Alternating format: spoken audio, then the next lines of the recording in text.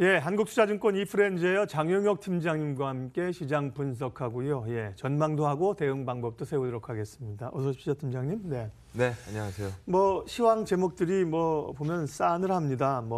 속수무책, 고장난 브레이크. 거기다가 이제 엎친 듯 엎친 격으로 미증시까지 상당히 세게 흔들렸습니다. 예. 무슨 얘기부터 좀 시작할까요? 그야말로 요즘 나와서 할 말 없는 시장 분위기인 것 같아요. 우리가 생각하는 저점들은 이미 하회하기 시작한 지 오래됐고요. 우리가 주도주를 매매하는 이유는 먹을 때 가장 많이 먹고 까질 때 가장 덜 까지기 위해서 주도주를 매매하는 건데, 아마 글로벌리하게 봤을 때 주식시장에서 주도 시장이라고 했으면 아마 미증시였을 그렇죠. 겁니다. 네. 근데 미증시가 이제 전일 하락을 반영하면서 2018 수익률이 이제 드디어 마이너스로 돌아섰습니다. 그러면 미증시도 2018년도 이제 마이너스 찍히기 시작한다는 소리거든요. 물론 우리는 100만 년 전에 마이너스로 찍혀서 들어가 있습니다만, 마지막까지 버티던 미증시가 이제 깨지기 시작하면서 소위 말해서 우려라는 게 공포라는 게 이제 스멀스멀 공포가 공포를 부르는 국면이 이제 나오기 시작합니다. 어제 간밤 야간 선물이 2% 넘게 빠졌거든요. 네. 그럼 그거 우리 지수에 그대로 녹이면은 또 한 50p 정도 된다는 얘기입니다. 그래서 그런 부담감들을 안고 출발하는 하루입니다. 달러 인덱스도 96으로 올라왔어요. 그 말씀 이제 네네. 드리려고 하는데요. 예. 어제 미증시가 시작서부터 깨진 건 아니에요. 네. 시작서부터 깨진 건 아닙니다. 이제 장중에 이제 깨지기 시작했는데, 어제 미국의 이제 9월 신규 주택 판매가 발표가 됐죠. MOM 값으로 봤을 때 5%대 마이너스를 기록하더라는 겁니다. 그러면 이거 핑계 삼기 딱 좋거든요.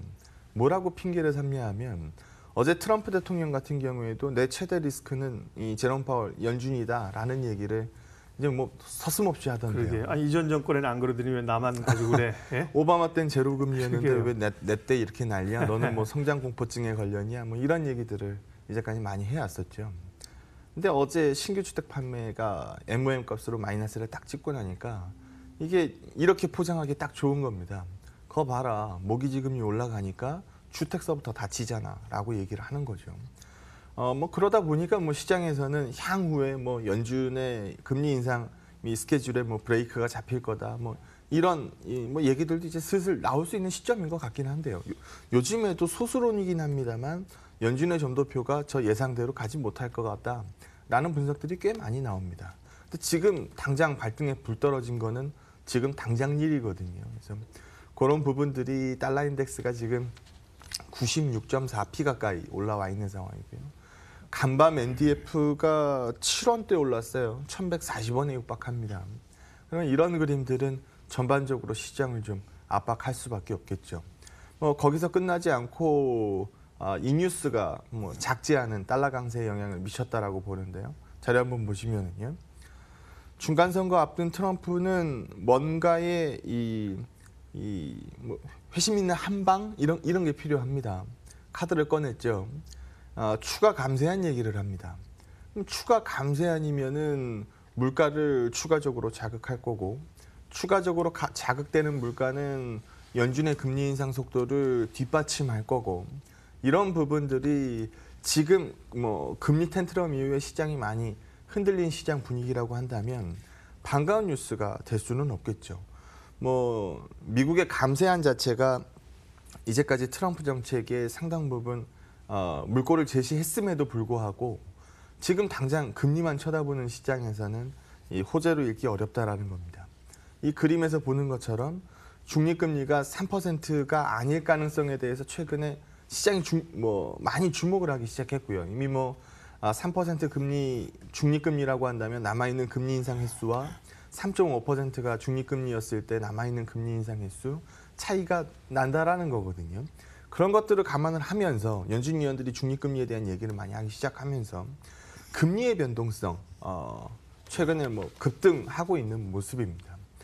채권 유동성 지표로 볼 수 있는 무브 지표도 요즘 난리가 났었던 상황이고요. 그래서 금리가 추가적으로 자극되고 있는 상황. 이런 부분들은 우리가 모두 다 알고 있는 것처럼 신흥국들의 부채는 대부분 달러 부채입니다. 키커런시 달러를 기반으로 뭐 부채가 나갈 수밖에 없는 거고요. 신흥국 부채의 뭐 80% 정도는 달러 부채로 이루어져 있는데요. 달러 부채가 과도한 쪽들서부터 흔들릴 수밖에 없는 거고 대표적인 게 뭐 터키, 아르헨티나 뭐 이런 부분들 우리가 지난 방송에서 확인해 본 적이 있습니다. 근데 이런 그림에서 더 밑으로 흘러나갈 가능성을 자극하고 있다라는 거죠. 그리고 이제 중간 선거가 이제 뭐 정말 코앞으로 다가오면서 지지층 결속에 대한 얘기들을 좀 독하게 뿜어낼 수밖에 없는 이 형국이 계속되고 있다라고 보고 있고요. 뭐 더 고통받기 원한다. 뭐 군사적으로 뭐 움직이고 있는 모습들 이런 부분들이 최근 시장에 뭐 이만큼 빠졌으면은 야, 이 정도면 충분하다라는 얘기를 할 수 있는 시점임에도 불구하고 네. 그런 모멘텀 없이 그냥 신선도 떨어지는 악재가 너무나 신선하게 계속적으로 유지되고 있는 그러게요. 시장 분위기라고 봅니다. 밸류 얘기하기는 어렵다. 어제도 그 얘기했잖아요. 밸류 트랩 얘기하면은 사실 제가 여기 나와서 더 이상 할 얘기가 없다는 얘기거든요. 예, 그래서 이 그림에서도 보는 것처럼 미국이 불만 갖고 있는 부분을 표면적으로 드러내면 이래요. 미국은 지금 적자가 계속 쌓이고 있고 중국은 계속 흑자가 쌓이고 있다.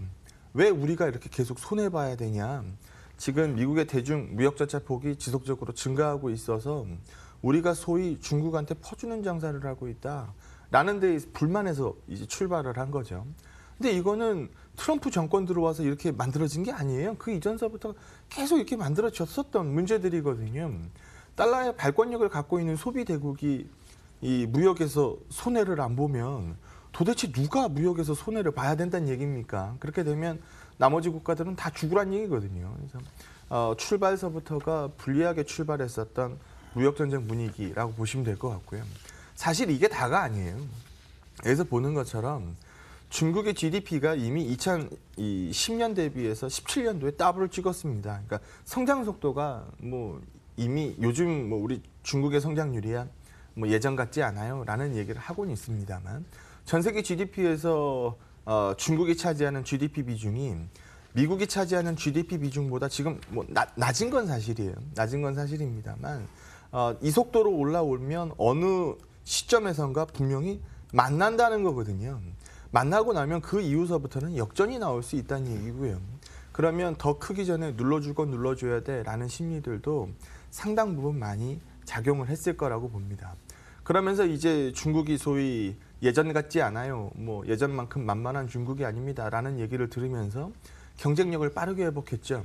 얘네들은 카피를 하다 안 되면 그냥 사버리는 거예요. 그래서 뭐 그런 부분들이 시장에서 이 중국을 누르는 요인들로 이 물꼬를 텄었던 것 같고요. 그런 얘기들이 지금도 나오고 있습니다. 게다가 여기서 보시는 것처럼 뭐 자원으로 봐서 경제적으로 봐도 그렇고 군사적으로 봐도 그렇고 남중국해에서 계속 이제 이 날선 대립들이 많이 나오고 있거든요. 그래서 이런 부분들이 군사적 긴장으로 군사적 충돌로 이어질 가능성은 거의 제로인데 시장에서 소위 안 된다 하면은 안 되는 이유를 찾기 마련이고 이런 부분들까지 시장에서 이해 나오고 있는 상황입니다. 우리가 모두가 알고 있었던 이탈리아 이 예산안 같은 경우에는 EU에서 거부안이 나왔죠. 예. 나올 것 같다라고 말씀을 드렸었고 실제로 거부안이 나온 상황입니다. 이 표 하나 보고 얘기를 좀 마무리하려고 합니다. 이렇게 얘기들을 많이 해요. 성장률 올해가 피크다. 내년서부터는 이 성장률이 둔화되기 시작할 거다라고 얘기를 합니다. 뭐 감세한 포커스 맞춰지고 성장률 높은 거는 2018년이 제일 높은 거 맞습니다.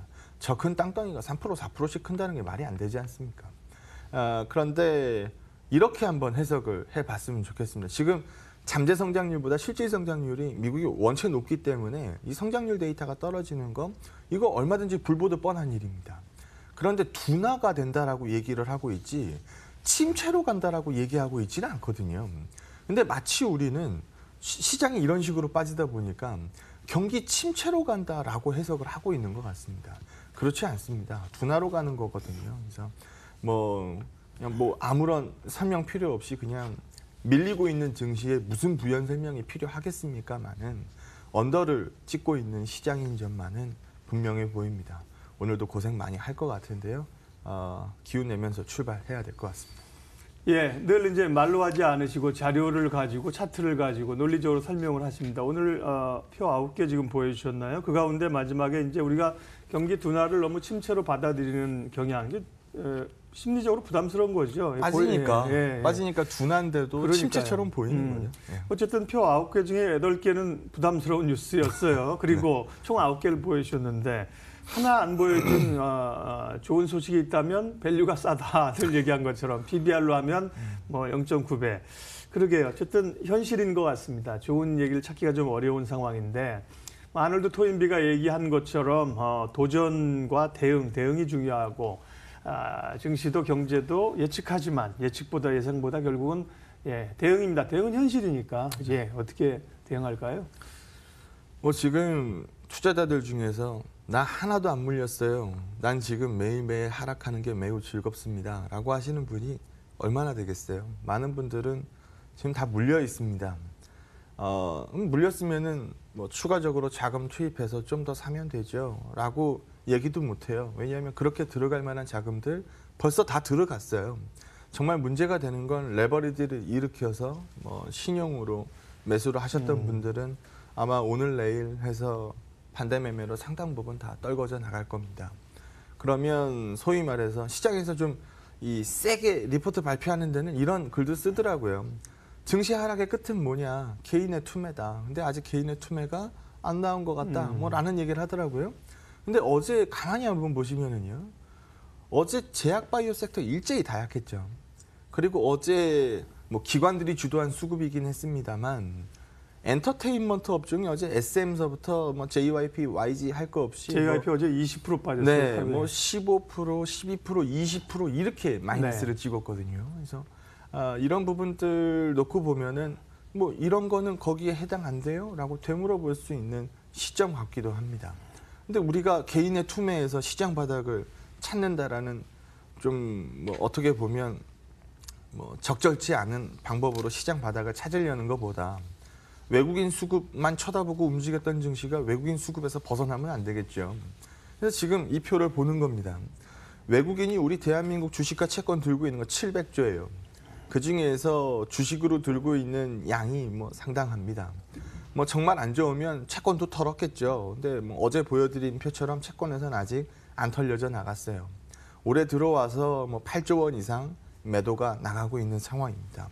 그럼 여기서 원화값을 쳐다보는 거죠. 어제 시장이 이상하다 싶을 만큼 원화가 강세인데 그러게요. 어제 원화가 네. 장중에 뭐 7, 8원 강세였으니까 원화가 강세인데 시장이 안 됐어요. 그래서 이거는 어제 좀 과한데 오늘 어제 그 미국장을 보고 해석을 한다라고 하면 야 어제 우리가 미리 좀 빠져놓은 거야. 뭐 이렇게 이해하고 싶을 정도로 어제 시장 충분히 부진했습니다. 근데 이 충분히 부진한 시장이 요즘 처음 보는 일이 아니거든요. 중국이 뜨거운 양봉을 세우고 있어도 우리가 반영을 못했던 게 우리기 때문에 기대값이 많이 떨어져 있는 건 사실입니다. 근데 어제 NDF가가 다시 한번 급등을 했기 때문에 오늘 원화 약세 부담이 어제 같은 경우에는 심화 구간 아니라고 봤었는데 오늘은 원화 쪽으로 다시 한번 부담이 좀 올라오겠죠. 그중에서도 시장이 왜 이렇게 부진한 거야 라고 얘기하는 건 제가 지속적으로 설명드리고 있는 반도체입니다. 어제 장 초반서부터 반도체가 하락을 주도하기 시작했어요. 장중에 하이닉스가 3% 이상 4% 빠지는 모습을 보여줬습니다. 뭐 누차 말씀드립니다. 곧 10월 고정거래가가 발표됩니다. 지금 여기서 보시는 것처럼 고정거래 스팟가가 고정거래가보다 낮게 형성되어 있습니다. 100% 고정거래가 빠져서 나옵니다. 얼마나 빠지느냐를 시장이 주시하고 있습니다. 이 얼마나 빠지느냐 정도가 많이 빠졌다. 그럼 향후에도 스팟가가 더 흘러내릴 수 있는 가능성을 높게 보는 거고 조금 빠졌다라고 하면 스팟가가 여기서 추가적으로 크게 흘러내릴 가능성을 제한적으로 보고 있는 겁니다. 이거 보고 나면 삼성전자 하이닉스의 내년 실적 추정이 아마 나오기 시작할 거고요. 아마 이걸 기반으로 시장의 반전 포인트를 좀 잡지 않을까라고 생각을 좀 합니다. 근데 우리가 하나 짚고 넘어가야 되는 점은 공급만 봅니다. 왜냐하면 캐펙스 얘기는 계속 나오기 때문에 내년에 이 시점에 얼마 정도 찍힐 거야 라는 거는 다 압니다. 왜냐하면 시장에서 뭐 비트크로스가 얼마고 다 발표를 해주니까요. 근데 정확하게 수요 예측 못하는 건 수요거든요.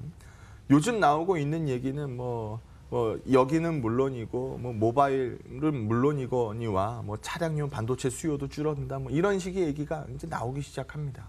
말 그대로 수요가 뒷받침되지 못할 거야라는 논리를 펴고 있는 거거든요. 근데 이게 그렇지 않을 가능성도 시장에서는 좀 봐야 되는 거 아닌가라는 생각이 좀 듭니다. 2100포인트를 하회하는 지금 시점에서 눈여겨보는 건 뭐 누가 뭐라 그래도 외국인 선물입니다. 여기서 보는 것처럼 지난번 급락하던 날이었죠. 막판 40분, 50분을 남기고 외국인이 끌어당기더라. 어제 시장 진짜 별반 재미없었는데 그래도 들고 앉아 있더라.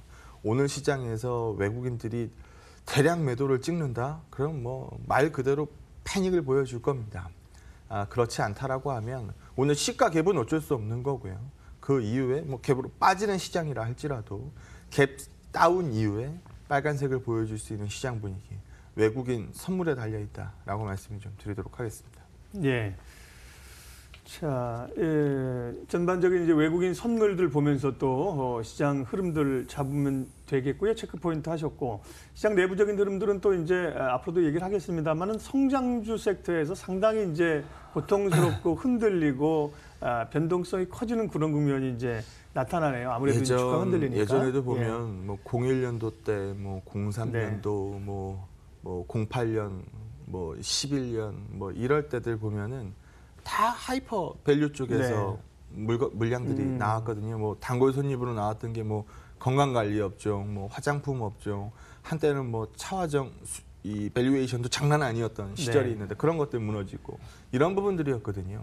성장주라는 건 말 그대로 미래에 있는 이익을 지금 현가로 할인을 합니다. 할인할 때 금리로 할인을 하잖아요. 근데 지금 금리값이 오르고 있는 할인율 값이 커진다는 얘기고 그 얘기는 뭐 지금 성장주들의 현재 가치를 밀어내리는 요인이기 때문에 요즘 분위기 뭐 그쪽으로 설명 가능할 것 같습니다. 예. 자, 오늘 하신 이야기 좀 종합해서 전략 한마디 마무리하겠습니다. 유난히 우리가 상대적으로 약한 시장이 요즘 계속적으로 나오고 있습니다. 전형적으로 수급으로 찔려 눌리는 시장으로 보여지는데요. 뭐 수급으로 찍혀 눌려져 있는 시장 구할 수 있는 방법은 딱 하나밖에 없습니다. 수급으로 다시 올라오는 것뿐이죠. 아직 무르익지 않았다라고 시장이 보고 있는 것 같고요. 좀 괴로운 구간입니다만 그 시점을 좀 기다리면서 언더찍고 있는 이 시장을 한번 잘 버텨봐야 될 것 같습니다. 네. 어려운 시간들이 지나고 있는 상황들입니다. 장영혁의 마켓 시그널 한국투자증권 장영혁 팀장님과 함께 먼저 오늘 시장 이야기 풀어봤습니다. 고맙습니다. 네, 고맙습니다.